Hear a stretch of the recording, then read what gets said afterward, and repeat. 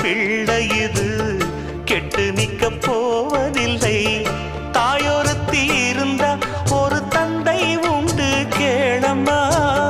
தந்தை ஒண்ணு இருந்தா பெத்த பாட்டி இன்றி போகுமா?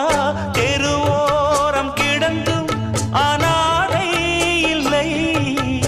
உறவென்னை வெறுத்தால் தினம் தருவேன் தொல்லை. கெட்டாலும் பட்டாலும் உன் பேரன்தான். என்னடி ஞான பெண்ணே, உண்மை சொல்லடி ஞான பெண்ணே.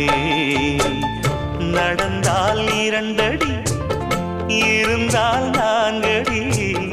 நடந்தால் 2